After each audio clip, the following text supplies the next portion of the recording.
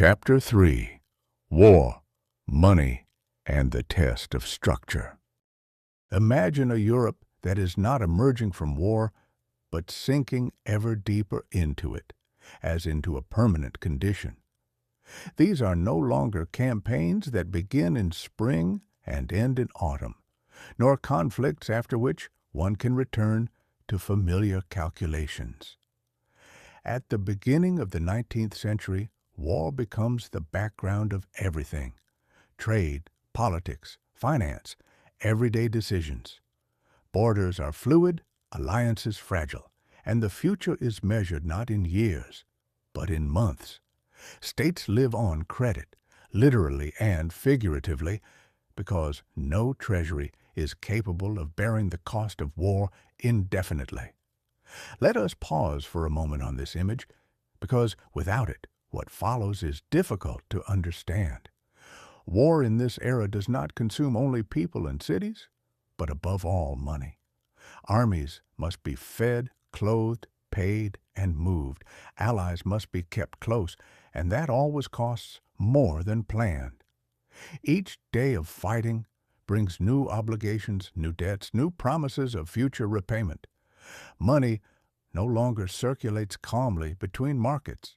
It is pulled into a vortex of events that recognize neither schedules nor balances.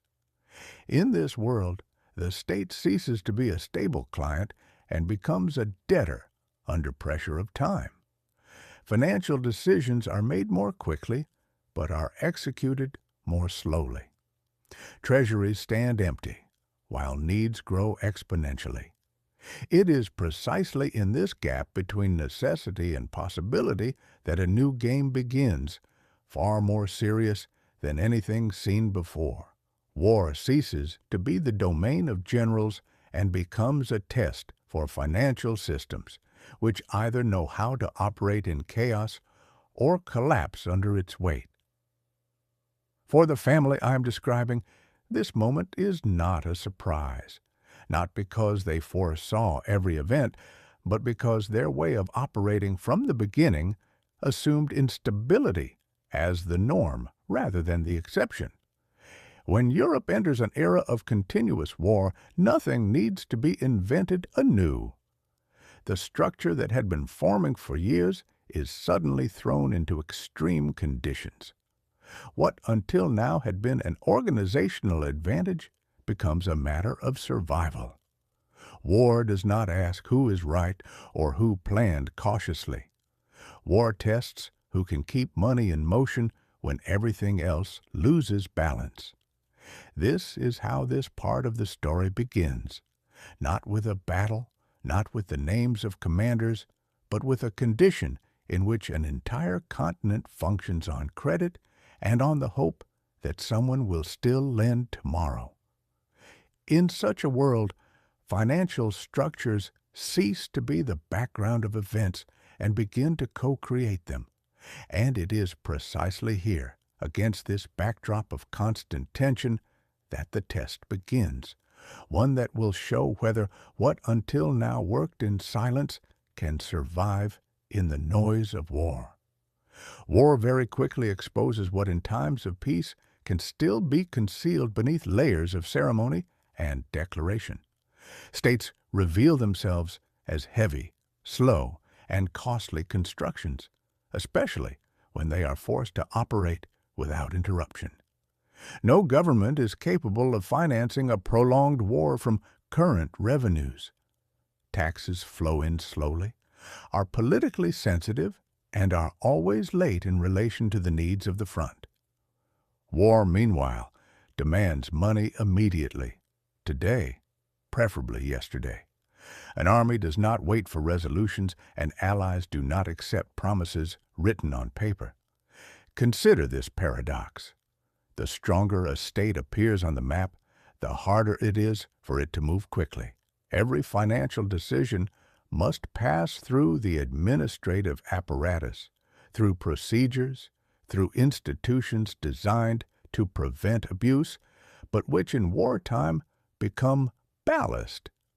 Treasuries empty faster than they can be replenished, and governments begin to live on credit even if they are unwilling to admit it openly. Debt ceases to be an exceptional tool and becomes the basic mode of state operation in conflict. In this world, dependence on debt is not a choice but a necessity. States borrow because they have no alternative. They issue bonds because they cannot pay in cash. They defer repayment to the future because the present is too expensive. But the greater the debt, the greater the need for trust. And trust in wartime is in short supply. Governments change, borders shift, alliances fracture, and with them financial promises fracture as well. It is precisely in this gap that space opens for private bankers, not as ideological opponents of the state, but as its informal partners.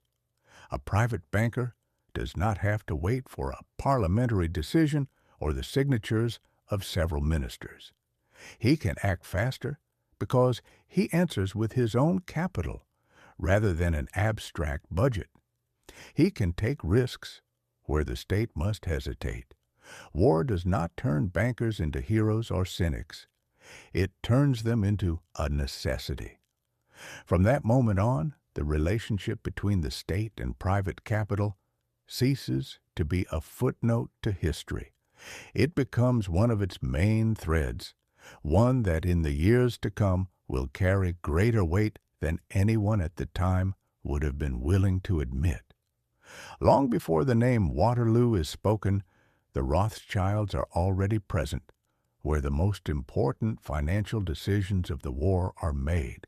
They do not operate on the margins of the system, nor in the role of clever intermediaries for special tasks.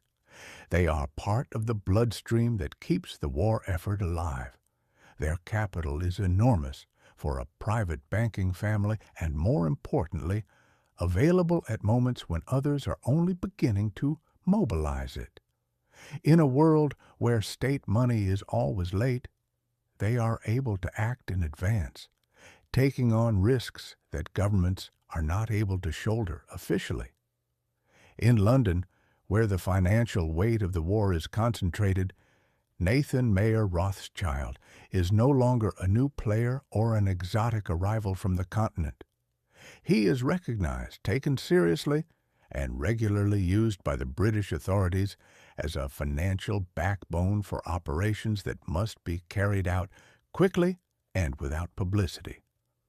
The government borrows money from the family, relies on its organizational capacity, and above all, on its ability to move capital to where it is needed, regardless of borders and blockades.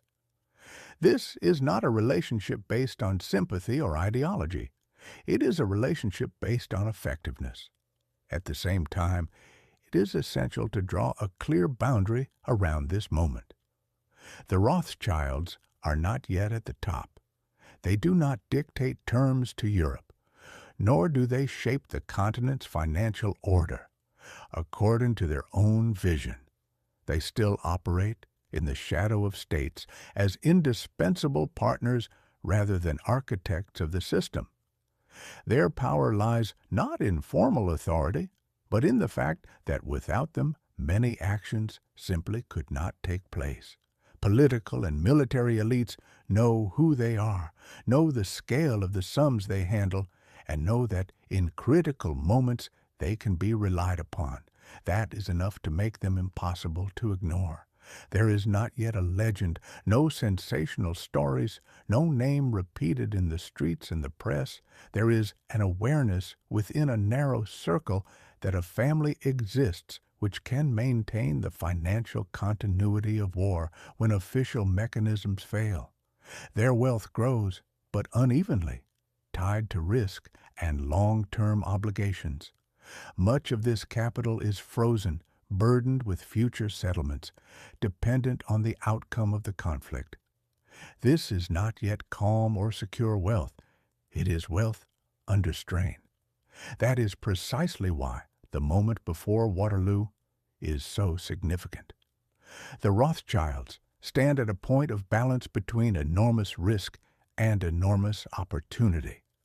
They are large enough that their collapse would have consequences for states, but not yet so powerful as to be beyond the reach of catastrophe. War has made them players in the first league, but it has not yet delivered the reward. That will come later, with the end of the conflict and the necessity of settling everything that for years had been only a promise of future repayment. War is fought on maps and battlefields, but its backbone is something far more prosaic: money. Without it, an army does not move, and alliances exist only on paper. On the Iberian Peninsula, in Spain and Portugal, this fact was painfully obvious. Soldiers, often recruited by force, poorly armed and even more poorly supplied, had no reason to fight for an idea. They fought when they were paid. When pay failed to arrive, an army fell apart faster than under enemy pressure. Desertion was a simple consequence of an empty purse, and loyalty ended where money ended. Let us pause for a moment on this logic, because it explains more than hundreds of military reports ever could. The British could plan campaigns, send officers, and supply weapons, but without regular payment of wages, their allies on the Iberian Peninsula would have been little more than a name in a treaty. Money had to arrive physically, in gold or silver, because local currencies were unstable, and promises of future repayment meant little to men who were expected to fight tomorrow. Transporting bullion across a Europe consumed by war was an operation as risky as moving troops. Convoys, changes of route, bribery, losses along the way, all of this was part of everyday reality. And it is precisely here that money begins to function like a weapon. It does not kill, but it enables killing. It does not capture cities, but it allows them to be held. The Rothschilds understood this very early and treated financial logistics with the same seriousness that generals applied to army supply. Gold was not for them an abstract value recorded in ledgers. It was cargo that had to be purchased, secured, transported, exchanged into local currency, and delivered exactly where soldiers were waiting for it. Every delay could cost not only money, but a lost battle. Imagine, then, a war seen not from the perspective of staff maps, but from that of a column of gold moving across the continent. It is this column that determines whether a unit holds its position or disperses.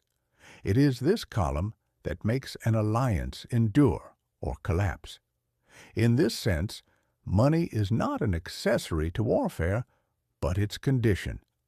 The Rothschilds did not command armies or issue orders to generals, but their ability to maintain the flow of bullion made it possible to wage war for longer than a few months. Where money arrived, the capacity to fight arrived with it. That is why this element is often omitted from narratives of the Napoleonic Wars, yet is crucial to understanding the role of private bankers. Without them, war would not have ended in a great battle and a peace treaty. It would have ended earlier, quietly, through the disintegration of armies that stopped receiving pay. In this sense, money was a weapon with a greater reach than artillery, and those who could manage it under conditions of chaos became as important as commanders at the front. London, during the war, was not merely the capital of an empire, but a place where risk had weight and a price. This was where the needs of the state converged, where the expectations of allies accumulated, and where every interruption in the flow of money was felt most acutely. In this world, Nathan Mayer Rothschild did not function as an ordinary banker, but as an organizer of capital under conditions that did not forgive delay. His task was not to react to government decisions, but to anticipate them at the moment when the state apparatus was only beginning to mobilize. Let us pause on the very concept of risk, because in London it had a very concrete meaning. Nathan was not operating solely with other people's money. The family's private capital was at stake, exposed to the uncertainty of war, to the possibility of defeat, to the collapse of alliances. Every decision to deploy funds was a decision that could bring enormous profit, but could just as easily end in catastrophe. The government could shift responsibility, postpone settlements, change political declarations. A private banker had no such comfort. If he miscalculated, the consequences were immediate. It was precisely this willingness to bear risk that allowed Nathan to act faster than the government. He did not have to wait for resolutions or formal approvals. When a need arose, capital was mobilized at once, and only afterward did the state adapt its decisions to that reality. In practice, this meant a reversal of the usual order. Instead of a banker reacting to policy, policy increasingly reacted to the possibilities created by the banker. This was not a seizure of power, but a quiet change in the relationship, in which effectiveness began to weigh more than formal hierarchy. Servicing the British war effort did not consist of a single type of operation. It encompassed everything at once: organizing funds for foreign purchases, hedging exchange rates, preparing transfers to continental allies, and maintaining liquidity at moments when market tension rose to its limits. London was the place where all these threads converged, and Nathan was the one who could bind them into a whole without losing control of the scale of risk. At this stage, there are no grand narratives or myths. There is daily work in the shadow of war, decision-making under pressure, and the awareness that every mistake can have consequences not only financial, but political as well. London becomes a center of risk because it is precisely here that war most often intersects with money. And Nathan, acting faster and more decisively than state institutions, begins to fulfill a role without which the British war effort would have been far more difficult to sustain. War does not destroy only cities and armies. It also destroys information. Blockades close ports. Borders shift from week to week. Letters are lost along the way or arrive too late to matter. Added to this is censorship, which does not so much protect secrets as obscure the picture, and disinformation, deliberate or accidental, spread by rumor, interest, and fear. In such a world, knowledge ceases to be something certain. It becomes fragmentary, delayed, and often contradictory.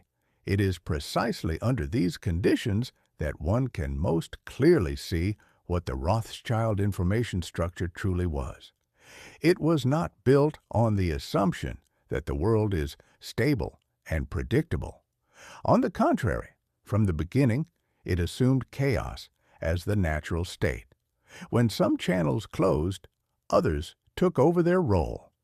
When a letter arrived late, it was not treated as a failure of the system, but as an element of reality with which one had to work. Information did not have to be perfect. It had to be sufficient to make a decision. War causes many networks to fracture because they were built on assumptions that were too fragile. One broken route, one arrested courier, one closed port, and the entire system stops working. That does not happen here. The structure does not rely on a single source or a single direction. It is dispersed, redundant, resilient to loss. If one message does not arrive, another does. If one piece of information is uncertain, it is compared with others and only then acquires meaning. Speed is not the key. Continuity is. Under wartime conditions, this continuity proves invaluable. Even when the picture of events is incomplete, it remains coherent. The brothers do not see the same fragment of the world, but they know that each sees something that completes the whole. Information continues to circulate despite obstacles, and decisions are made despite uncertainty. It is precisely then that the structure shows its true value. Not in times of peace when everything runs smoothly, but at the moment when most information systems cease to be reliable. War does not paralyze this network, it tempers it. Every delay teaches patience. Every contradictory report teaches caution. Every gap forces thinking in terms of probability rather than certainty. As a result, the structure does not collapse under the pressure of chaos. It continues to function, perhaps less elegantly, perhaps more slowly, in physical terms, but efficiently enough to preserve its advantage. And it is precisely this ability to operate in a world of incomplete information that will ensure that the coming moment of trial does not come as a surprise. Imagine that moment of suspension when the war is not yet over but is no longer self-evident.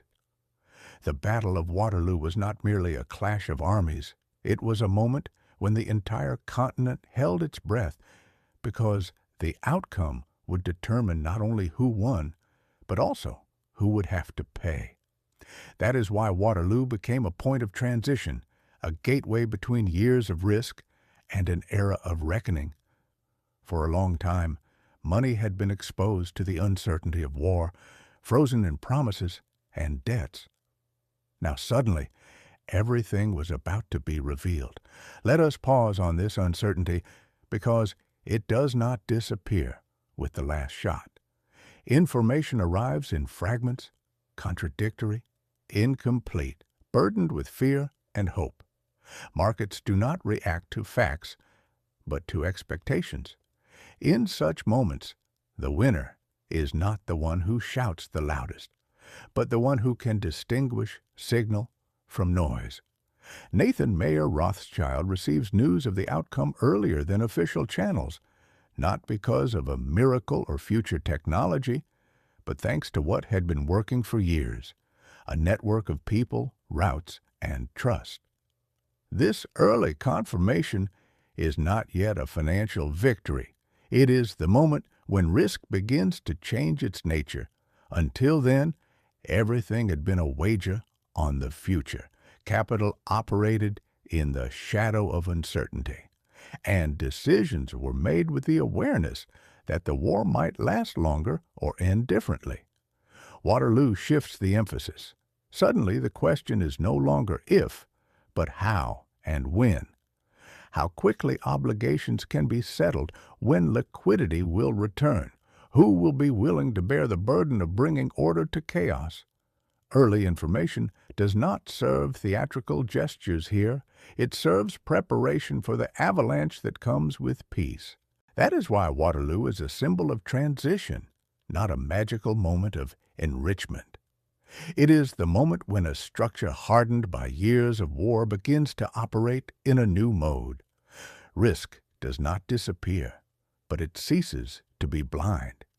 It turns into calculation, and calculations, as we know, are not won by the cleverness of a single day, but by readiness to take them on when everyone else is still trying to understand what has actually happened.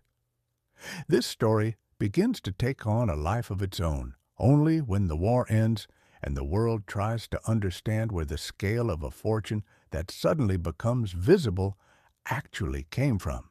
It is precisely then that the stock market myth is born, simple, suggestive, and perfectly suited to the need to identify a single moment, a single gesture that explains everything.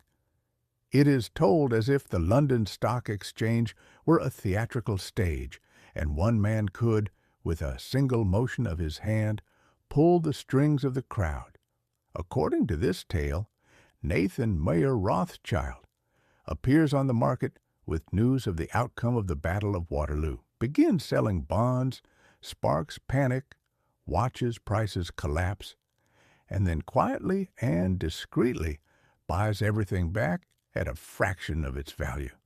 The next day, when official news reaches London, he wakes up unimaginably wealthy. This image captures the imagination precisely because it is so vivid. The problem is that it does not fit the realities of the era. The London stock market at the beginning of the 19th century was not a single hall filled with an anonymous crowd reacting to the gestures of individual players.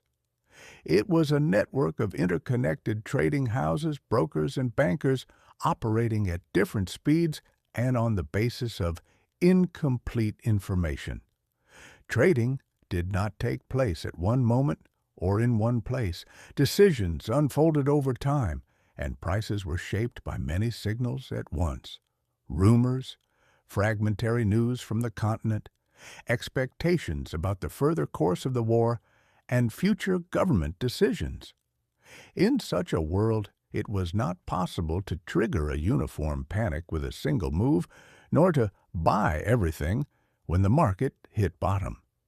Even if a large player was selling, his actions were interpreted in different ways by different market participants. Moreover, Nathan himself was neither mysterious nor anonymous. He was a well-known market participant, for years involved in financing the British war effort.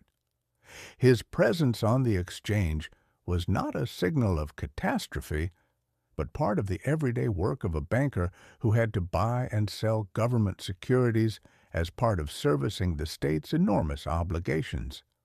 So where did the myth come from? From a very human need to simplify. It is easier to believe that a fortune was created in one brilliant moment than to accept that it was the result of years of risk, work, and exposing private capital to the uncertainty of war. The myth also arises because the real mechanism is less spectacular. There is no single day of triumph. Instead, there is prolonged tension, frozen assets, obligations that may never be repaid, and patient waiting for the moment when the world begins to settle its debts. The truth is therefore different, though less dramatic. Even if Nathan traded bonds in the days after Waterloo and his decisions were closely watched, they were not the source of the family's power. The greatest profits did not come from short-term speculation, but from long-term war financing and subsequent settlements. When the conflict ends, bonds that for years had been burdened with the risk of defeat suddenly become safe. Debts begin to be repaid. Fees materialize. Capital that had been working in the shadows all along returns at once, on a scale that to outside observers appears sudden and inexplicable. The stock market myth tries to attribute this transformation to a single clever maneuver, because such a story is easy to remember and repeat. Reality is more demanding. It requires an understanding of how the market functioned, how war debt operated, and how enormous a role time played. It was not a single gesture on the trading floor that created the Rothschild fortune, but the moment when the war ended and the world had to look into its ledgers and ask, whom do we owe, and who is capable of carrying this burden? It is there, in that moment of settlement, that true power is born, while the myth remains only a shadow trying to catch up. When the guns fell silent and Europe slowly began to realize that the war had truly come to an end, the real weight of events only then revealed itself. For years of conflict, money had been in motion, but it was a nervous movement based on promises, advances, and debts pushed into the future. Now the future suddenly became the present. States had to look into their books and answer the question they had avoided throughout the war. Whom do we owe, and how quickly must we pay in order to regain credibility? This was the moment when the war truly ended, not on the battlefields, but at the financial tables. Let us pause here for a moment, because this is precisely the point that most often disappears from stories about great victories. The repayment of war debts was not a formality or a technical detail. It was the condition for a return to normal economic life. Without it, trade, investment, and the reconstruction of devastated countries were impossible. Debts had to be organized, old obligations converted into new ones, bonds redeemed or refinanced on terms the market would consider credible. Currencies, destabilized by years of issuance and provisional solutions, required stabilization. Every mistake risked another crisis, this time without war as an excuse. It was in this space that the Rothschilds found themselves in an exceptional position. Throughout the war, they had stood on the side of risk. They lent, organized capital, and maintained flows at moments when no one knew whether the conflict would end in victory. Their money worked under conditions in which most preferred to wait. Now the roles reversed. Risk began to disappear, and in its place appeared claims. States that only recently needed money immediately now needed someone who could help them bring order to chaos, and it was here that a private structure operating across borders proved more useful than any single state institution. Post-war settlements did not consist of one large transfer or a symbolic closing of accounts. They were a process stretched over time, full of negotiations, recalculations, and adjustments. Bonds that during the war had carried enormous risk suddenly rose in value because their issuers had survived. Refinancing debt meant new issues, new fees, and new opportunities for profit for those who could organize it. Exchange rate differences, once a source of uncertainty, became a source of profit for those who saw the entire picture rather than a single market. Every operation, every transfer, every currency stabilization generated income that had previously existed only as potential. That is why, after 1815, the Rothschild fortune does not grow gradually, but in leaps. Not because they executed one brilliant move, but because everything that for years had been frozen in risk suddenly materialized. Capital returned, fees were paid, bonds appreciated, and market trust translated into further mandates. In a short time, the family moved from the category of indispensable partners into a category for which there were no simple comparisons.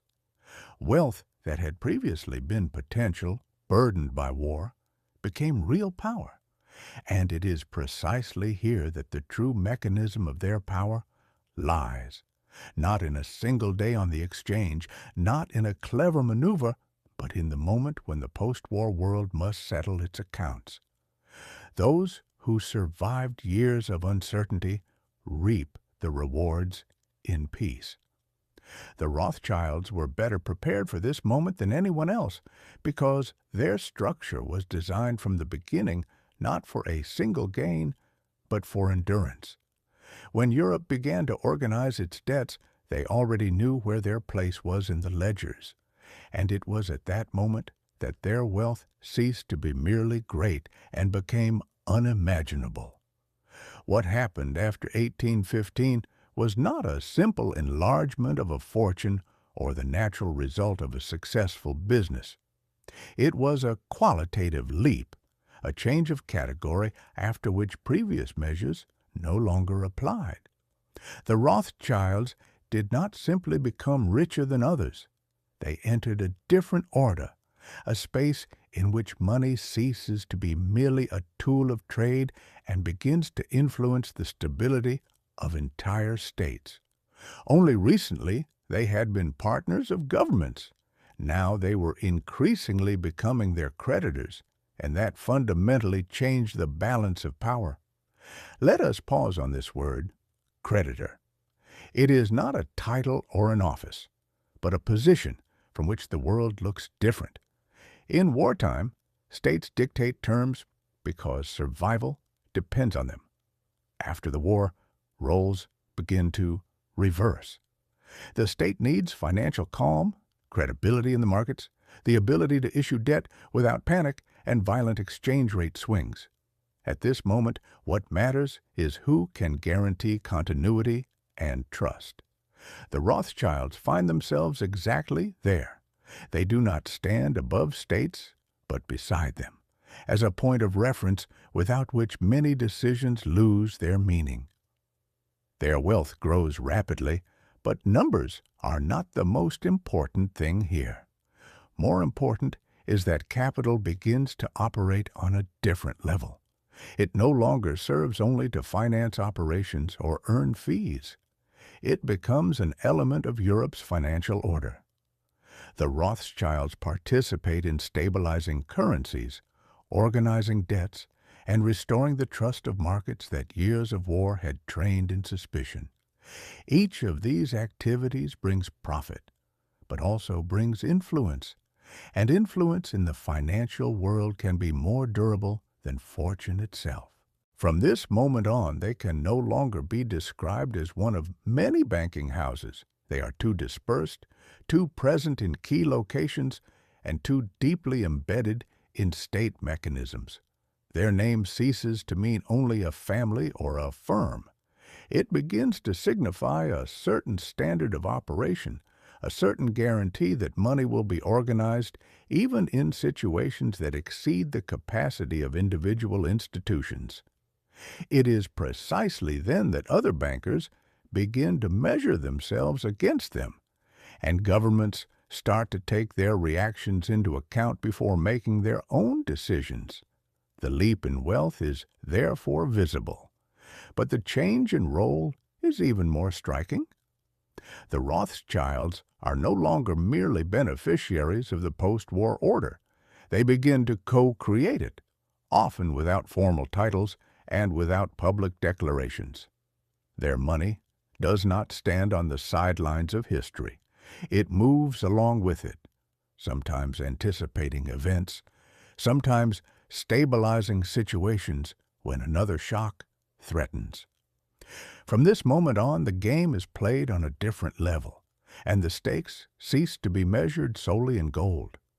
The world very quickly notices the effect, but cannot grasp the cause. Fortunes that for years grew in silence suddenly become visible. A name previously known only within a narrow circle of bankers, diplomats, and courts begins to circulate more widely, from salons to newspapers.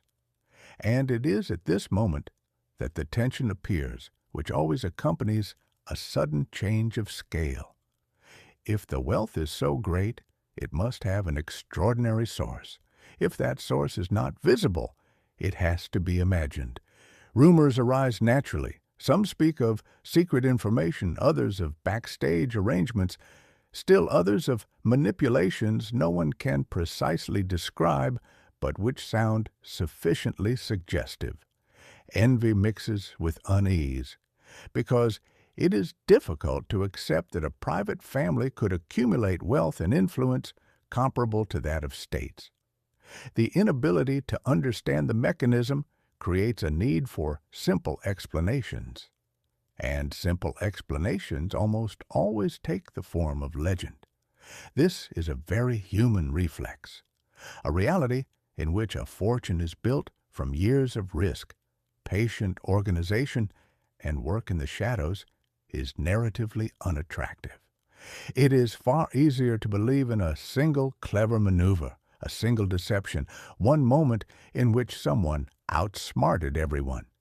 Such a story restores a sense of order. It makes the world seem understandable again, because even immense power has one concrete source. That is precisely why the mythology of the Rothschilds begins where the war ends. When the gunfire and smoke disappear and only the accounts remain, differences in wealth become too visible to ignore. People see the effects: money, influence, access to decision-makers. What they do not see is the structure, the years of preparation, or the risk that could have ended in catastrophe. In this gap between the visible and the invisible, stories are born that will be repeated, distorted, and amplified by successive generations. From this moment on, the name ceases to function solely as that of a family or a banking house. It begins to live a life of its own, burdened with meanings, suspicions, and projections. What for some is proof of efficiency and organization becomes for others a symbol of something unsettling because it is difficult to grasp. The world sees the scale but does not understand the mechanism, and where understanding is lacking, legend appears quickly, and in the years that follow begins to cover reality with a thick layer of simplification.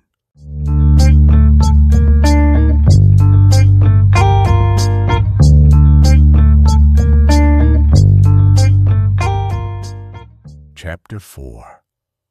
Power Without a Throne. The year 1815 is the moment when everything becomes visible. The war ends, accounts are laid on the table, and Europe begins to understand who truly kept it in motion through years of chaos. The Rothschilds no longer have to operate exclusively in the shadows because the scale of their presence becomes difficult to ignore.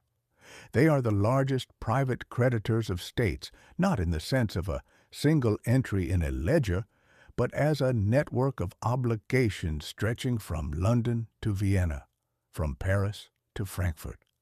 Wherever governments need money to end the war and begin to organize peace, their name appears naturally, almost automatically, as the answer to a question that has only just been asked. Let us pause for a moment on this visibility, because there is something paradoxical about it. This is not power displayed through parades or decrees. No one proclaims their victory. No one grants them a formal role as architects of Europe. And yet everyone who must now act seriously knows that without them it is impossible to move forward. States are indebted, markets unstable, currencies in need of stabilization, and trust in political promises is fragile. In such a world, what matters is not only who can lend, but who can also organize, settle, and calm. The Rothschilds can do all of this at once. Their strength lies in their presence in key capitals, but not as ambassadors or ministers. They are there as bankers, advisors, intermediaries, people who understand local realities while simultaneously seeing the whole. This gives them an advantage that is difficult to name or measure. They can finance peace with the same efficiency with which they previously financed war because the mechanisms are similar. Only the stakes are different. Instead of soldiers' pay and gold for the front, there are bond issues, debt refinancing, and the reorganization of the finances of states seeking to return to normality. For them, this is not a new world, but a continuation of the same work at a different rhythm. This is the moment of peak, visible power, a name that only recently circulated mainly in the correspondence of bankers and diplomats now appears in wider circulation, not as a symbol of sensation, but as a fact that must be reckoned with. Europe does not yet speak of the bankers of Europe, but it begins to act as if they were. And it is precisely from this point that the next stage of this story begins, because power that becomes visible must learn one thing: how to survive its own visibility. With the end of the war, not only does the political landscape change, but the meaning of money itself shifts. What for years had been a tool of survival in chaos must now become the foundation of order. The Rothschilds very quickly understand that their role is no longer to sustain the war effort, but to enable Europe to function again. War destroys violently, but peace can be more difficult because it requires patience, planning, and the ability to think in a long horizon.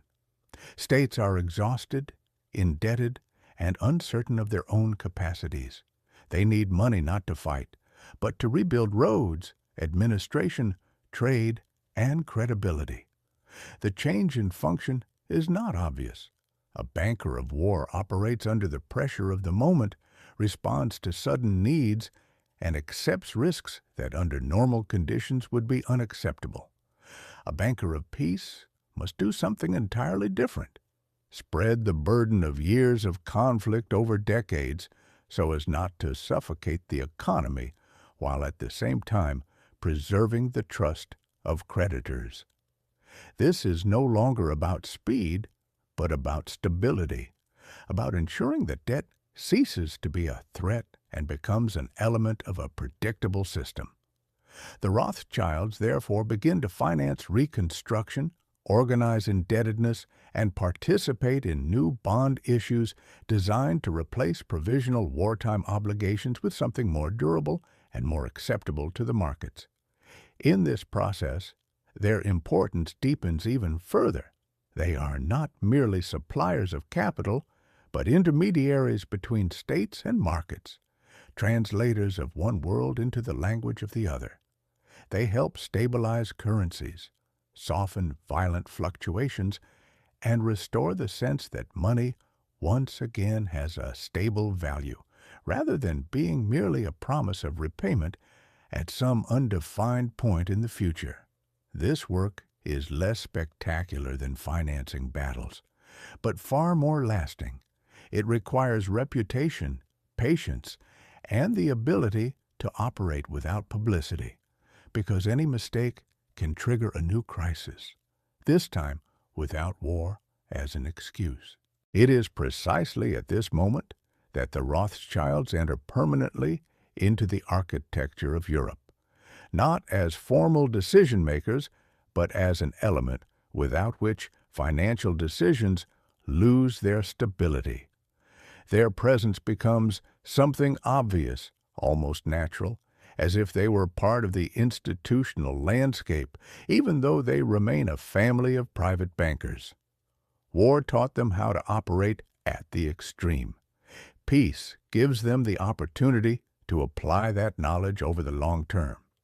And it is precisely this ability to move smoothly from chaos to order that ensures their influence does not fade with the end of the conflict, but instead begins to solidify. At a certain point, sheer financial power ceases to be enough, not because it loses its real force, but because it begins to provoke resistance. The Rothschilds understand this faster than others, because all their lives they have operated at the boundary between worlds.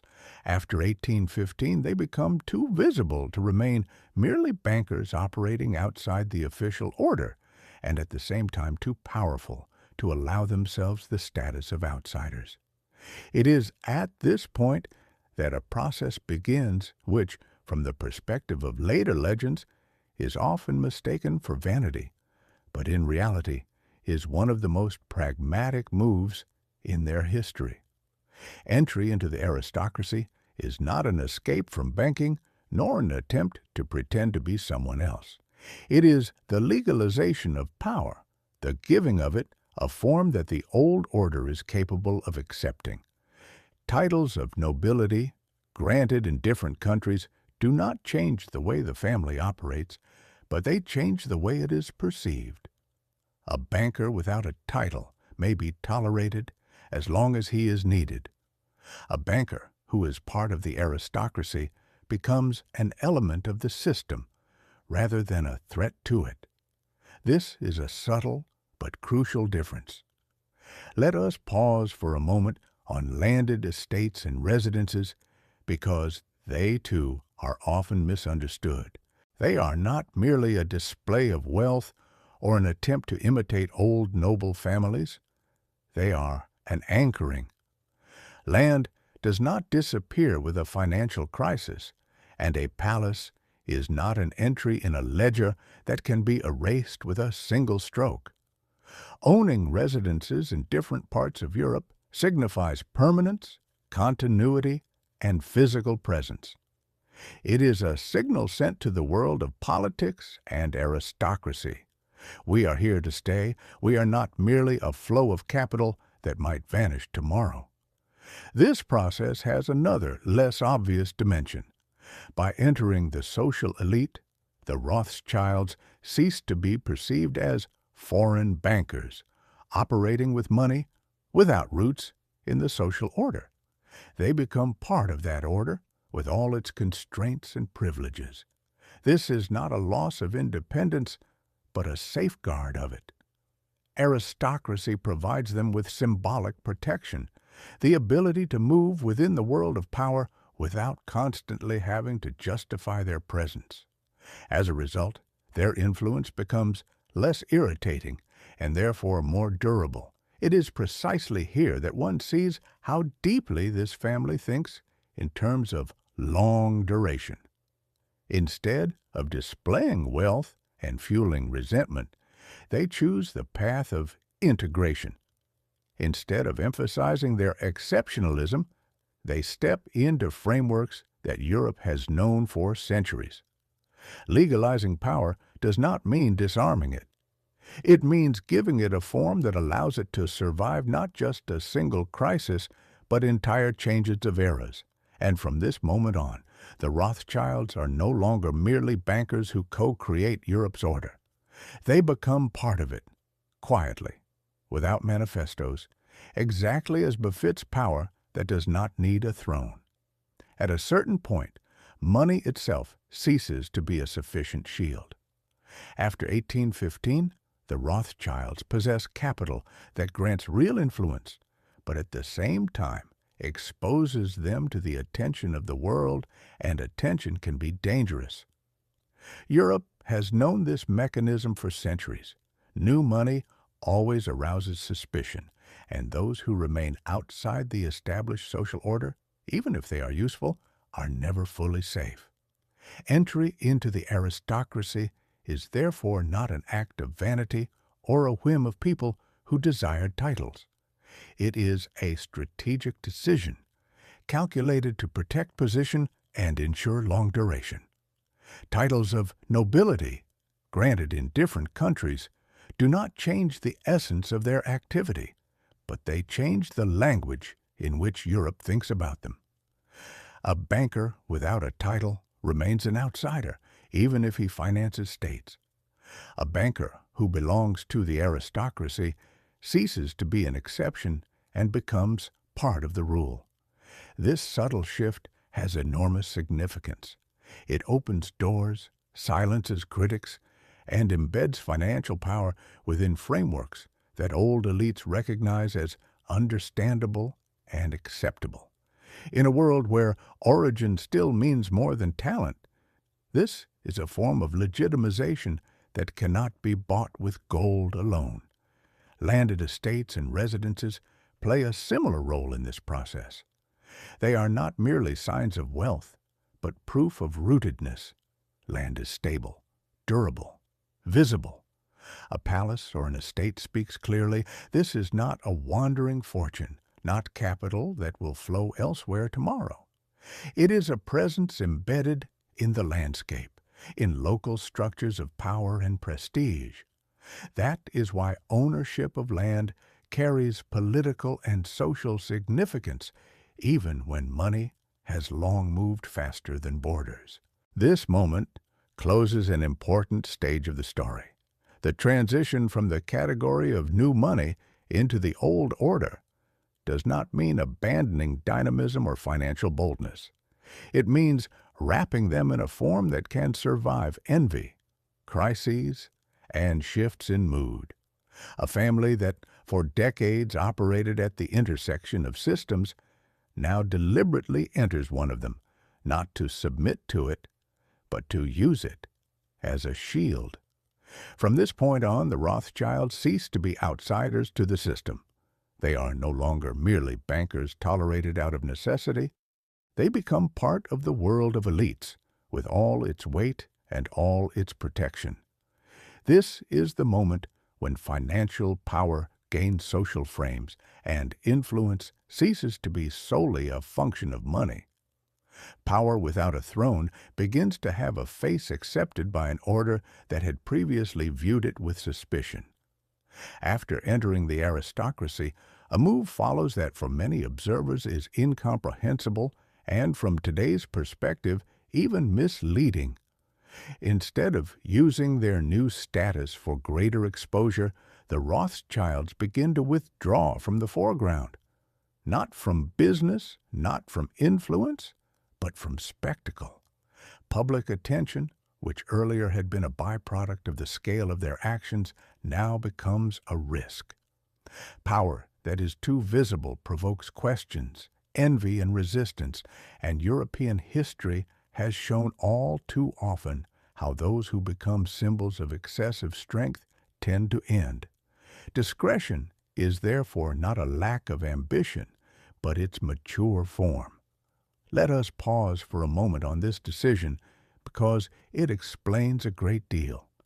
The Rothschilds understand that centralization was useful in times of crisis, when speed and clarity of decision mattered most.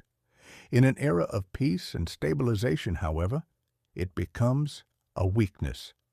One center of gravity can be attacked, one name can be turned into a target. Dispersion, division of roles, and autonomous family lines are not signs of disintegration, but a deliberate architecture of security.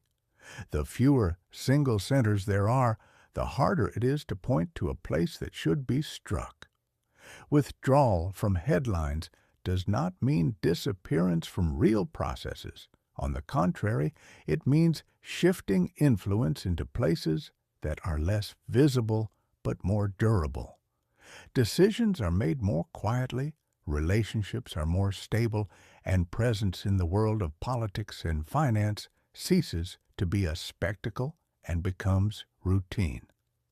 It is precisely in this period that the name Rothschild stops appearing as a sensation and begins to function as a fact known to those who need to know. For the rest of the world, they become less tangible, which later gives rise to the impression that they disappeared. In reality, this disappearance is one of the most consistent choices in their history. A family that learned how to survive in times of war and crisis understands perfectly well that true durability does not lie in constant visibility. It lies in the ability to act without having to explain every decision and without provoking emotions that could turn against it. Less publicity, less centralization, more discretion. This is not a retreat, but a change of position on the board. That is why disappearing from the front pages is not a failure or a sign of lost significance. It is a signal that power has entered a new phase, one that does not require confirmation in the form of names circulating through salons and newspapers, because its strength lies in operating even when no one is watching. Power without a throne functions best precisely when it does not have to stand in the spotlight. Let us now stop at the point where most popular narratives either speed up or skip several steps at once, because it is here that the answer lies to a question that keeps returning. What happened to that power, and why today there is no single name, no single address, no single center that can be pointed to? The beginning of this story does not lie in the 20th century or in the world wars, but much earlier, at the moment when the head of the family disappears, before the world has fully seen the effects of his work. Mayer Amschel Rothschild dies in 1812, 3 years before Waterloo, at a time when the war is still ongoing and Europe's future remains uncertain. This matters because his departure does not come after triumph, but in the midst of risk, and yet he leaves behind no void. There is no will that appoints a single successor and a single line of authority. Instead, there is something far more characteristic of the way he thought. 5 sons, already established in different parts of Europe, each responsible for his own domain, each with real autonomy, yet all bound by a shared interest and a principle of cooperation. This is the moment when the possibility of a single, monolithic fortune comes to an end, even if no one yet calls it that. Power does not pass into one pair of hands. It disperses, and it is precisely in this dispersion that its new form begins. From the outside, this may look like risk. No single center, no single decision-maker, no single treasury that can be controlled. But for this family, this is not a weakness. It is protection. Each national line operates within a different legal order, under different political pressures, within a different economic rhythm. London has different needs than Paris, Vienna different ones than Frankfurt. Instead of imposing one strategy on all, the sons develop their own approaches, adapted to local conditions. Some focus on banking and sovereign debt, others on industrial investment, railways, real estate, others still on land and durable assets. This is not chaos, it is diversification built into the family's structure. Let us pause on the very idea of a head of the family, because this concept easily invites modern assumptions that do not fit this story. Meyer Amschel was a center not because he ruled autocratically, but because he was the architect of a system. Once a system begins to function, the architect is no longer needed in the same role. After his death, there is no attempt to recreate a single decision-making hub. What continues are the principles: trust, correspondence, shared interest, and mutual support in moments of crisis.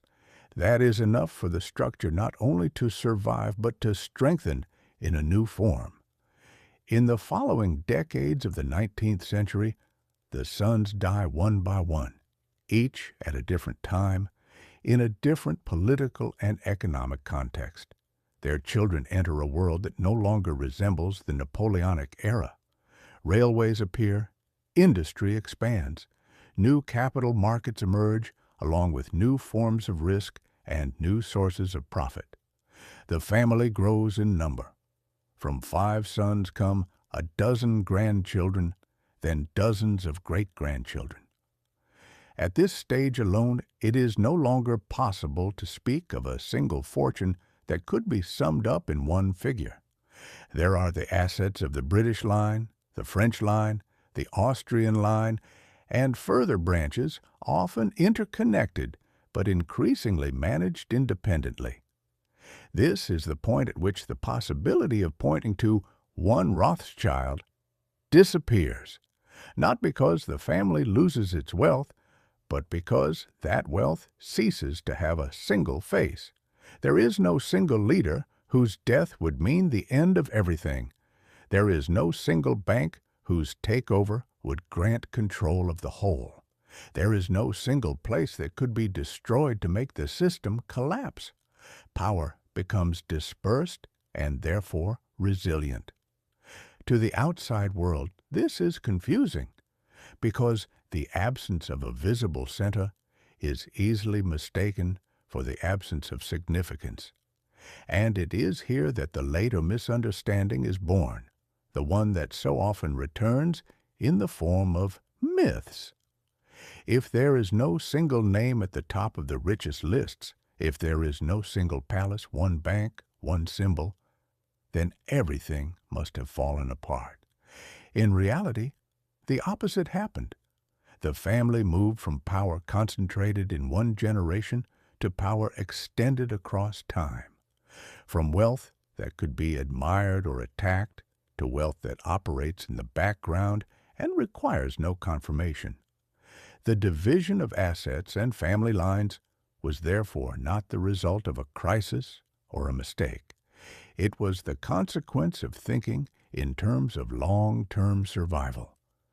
The head of the family disappeared early, But he left behind something more important than a centralized fortune, a model that does not require a single head in order to function.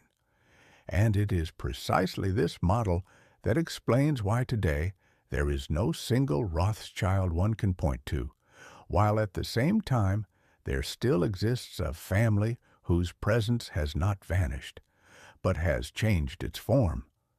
Power without a throne turned out to be the most durable kind of power. Mayer Amschel Rothschild died on September 19, 1812, in Frankfurt. He left 5 sons, who at that time were already running their own branches of the family business. Amschel Mayer Rothschild, eldest son, Frankfurt. Date of death, December 6, 1855. Children, 0. He had no descendants. This is very important because the Frankfurt line died out biologically, even though it had been essential financially. Salomon Mayer Rothschild. Second son, Vienna. Date of death, July 28, 1855. Children, 2. The Austrian line, very influential politically, but small in number. Nathan Mayer Rothschild. Third son, London. Date of death, July 28, 1836. Children, 10. This is the most important line in the long run. The British branch of the family is the most extensive, the most enduring, and to this day, the most visible in the world of finance and aristocracy.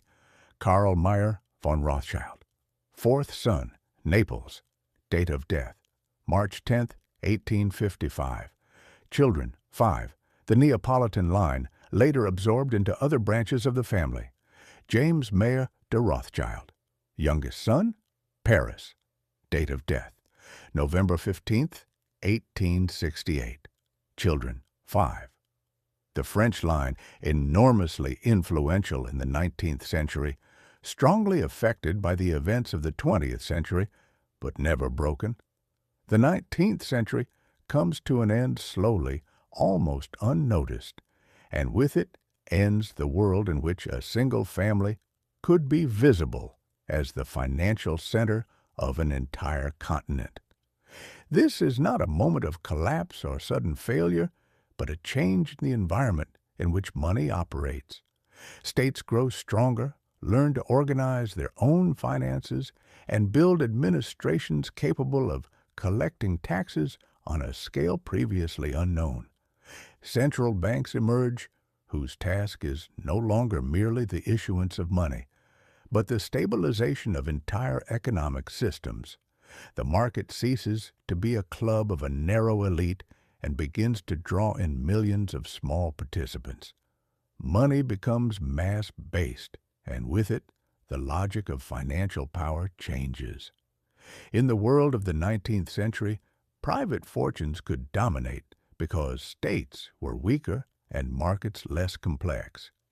In the world of the 20th century, such dominance becomes impossible, regardless of talent or the scale of wealth. Even the greatest financial families must adapt to rules created by states, regulations, and institutions that operate above individuals. This is neither a conspiracy nor a punishment for success. It is a natural consequence of the maturation of the system. For the Rothschilds, this means a necessary change in the way they operate.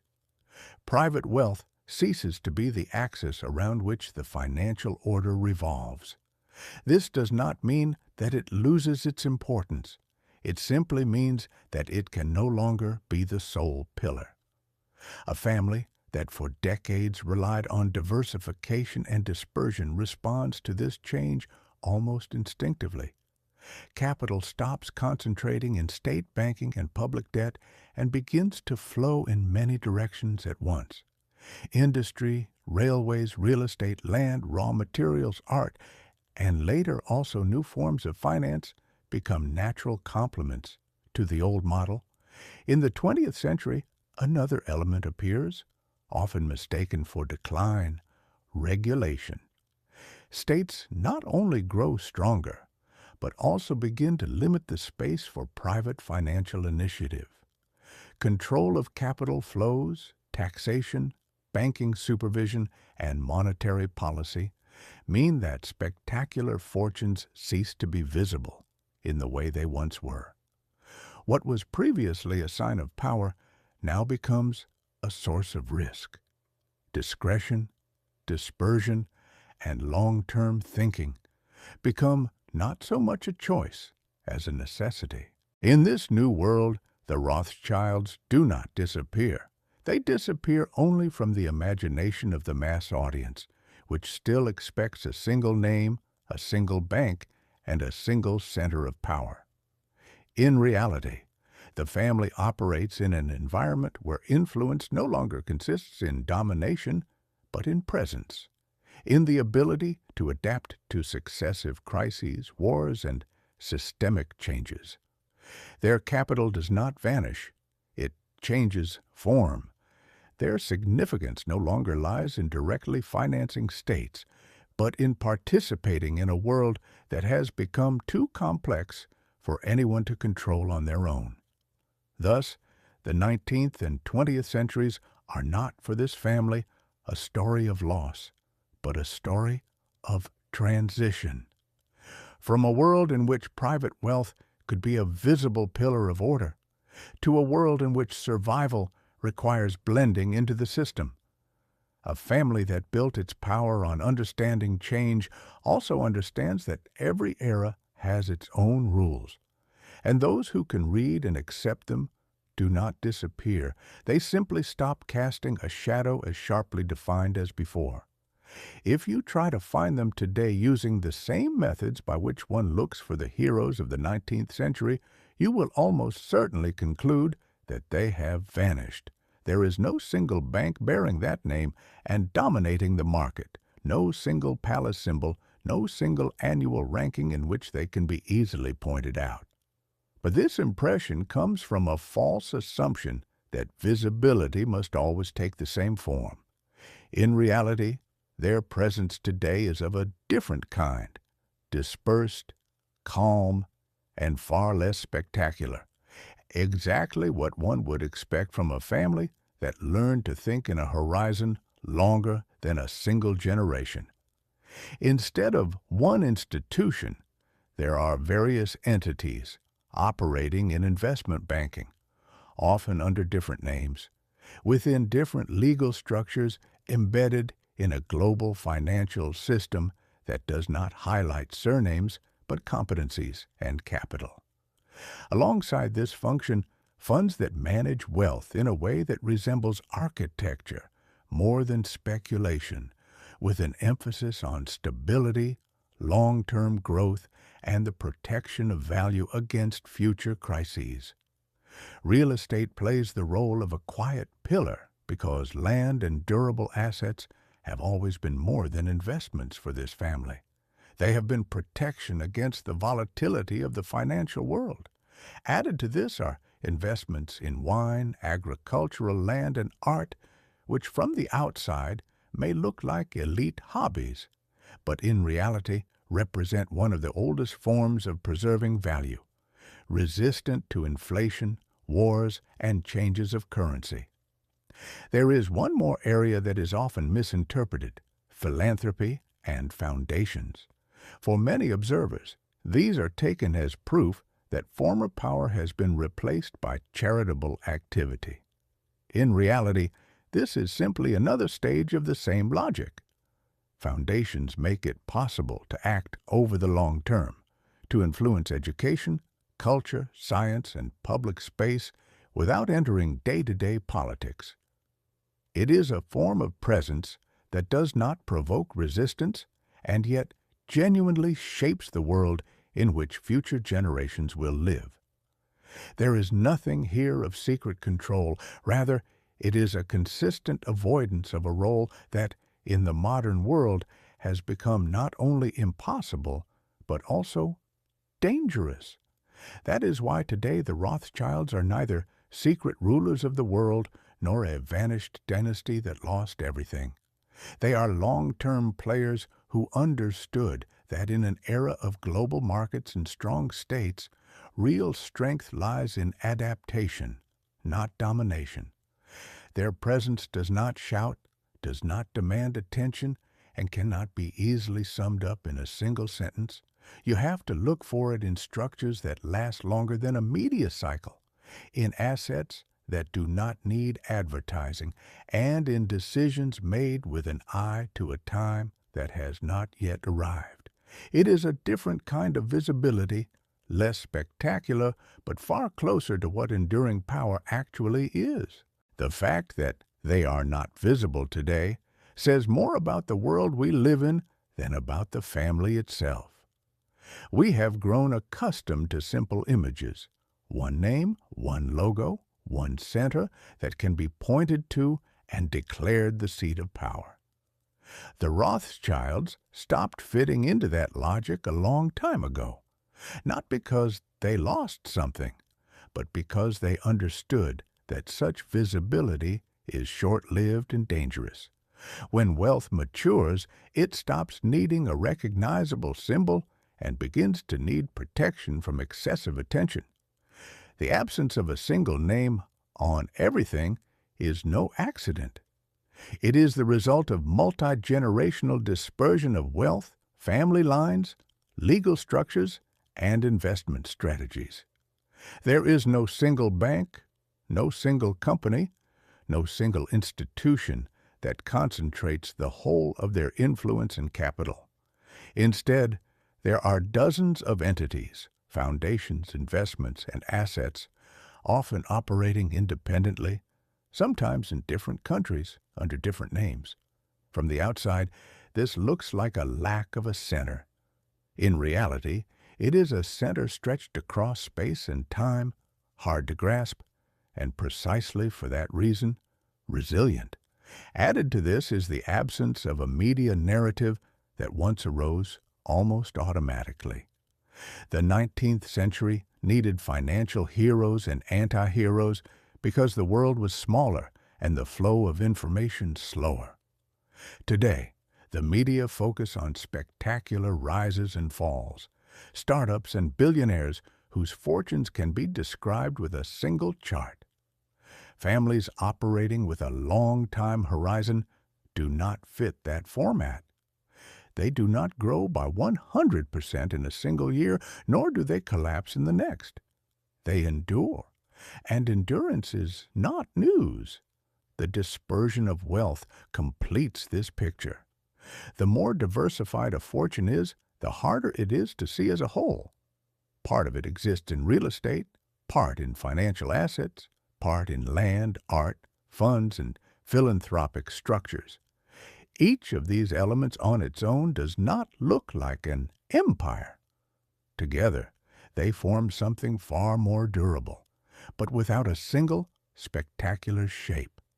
It is wealth that does not demand recognition, because its purpose is not to demonstrate power, but to preserve it.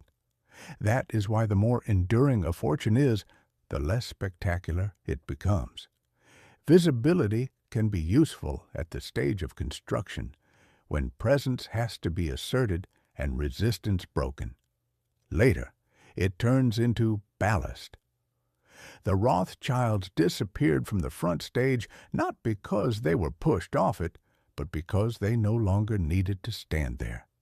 Their history shows that in the world of finance, the true measure of success is not how often a name appears in headlines, but how long it can exist beyond them. This belief is almost reflexive.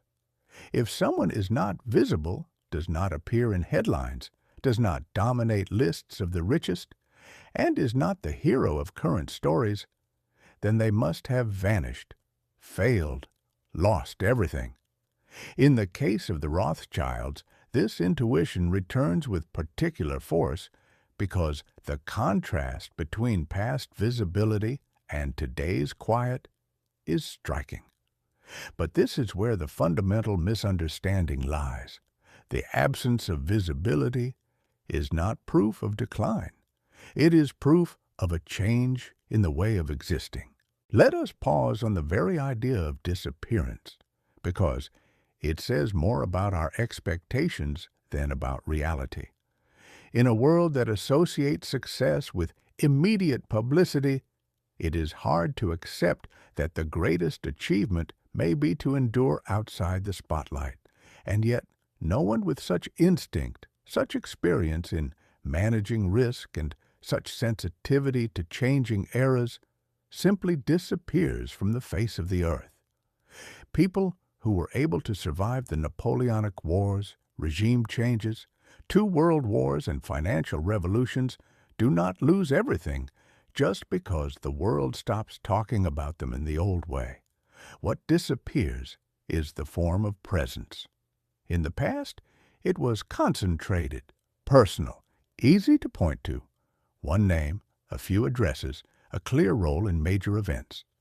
Today, such a form would be not only impossible, but downright imprudent. In the modern financial world, durability does not lie in dominance, but in adaptation, in the ability to be part of the system rather than its face. The Rothschilds ceased to be a symbol, because a symbol always becomes a target. Instead, they became a structure, and structures do not need recognition in order to function. The myth of disappearance is therefore an attempt to simplify a history that has become too long and too complex to fit into a single image.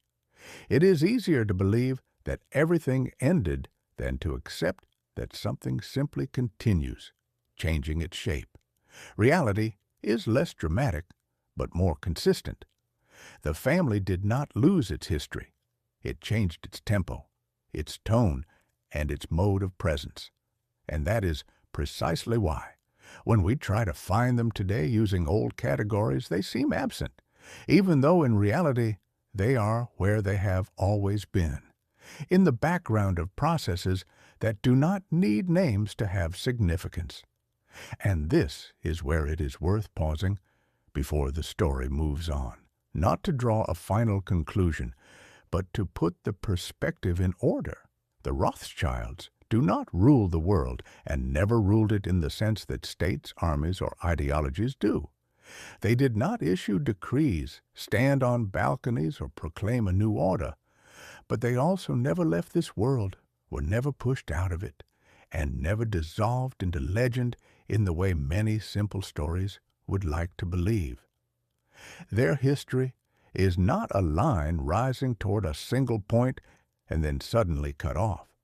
It is rather a long arc that changes shape with each era. From visible, almost tangible power when a name-marked presence at the center of events, to power that is resistant to time, less spectacular, but far more durable. From a world in which money had a face and an address to a world in which survival requires silence, dispersion, and patience. If today they are difficult to point to, it is not because they vanished, but because they learned to function in a reality that rewards those who do not need to be visible. Their path led from the risks of war through the stabilization of peace to adaptation within systems that grew faster than any single family fortune. This is not a story of triumph or of defeat. It is a story of surviving the change of eras, and in that sense, the history of the Rothschilds does not end here. It only changes tone. From loud, watched by everyone, it moves into quiet, played out in the background. And what happens next no longer concerns just one family, but a world that increasingly learns to function without clear centers, instead relying on networks of influence, interdependence, and long duration. Let us stop once more at the very end with a myth that returns persistently because it sounds like the perfect dramatic closure. The story claims that during the Nazi period, one of the Rothschilds was kidnapped, that the family was forced to surrender its entire fortune as ransom, and that whatever remained was taken by force. In this version of events, exile follows, America appears, and influence ends definitively. The story closes with a single brutal blow, and the world regains a simple logic. They were powerful, they were punished, they disappeared. The problem is that this closure is literarily attractive, but historically untrue. Reality is less spectacular, and that is precisely why it is told less often. Yes, in Germany, the assets belonging to individual branches of the family were confiscated, palaces were seized, banks dissolved, works of art looted. These were real losses, the result of the racist policies of the Nazi state, carried out under Adolf Hitler and his apparatus.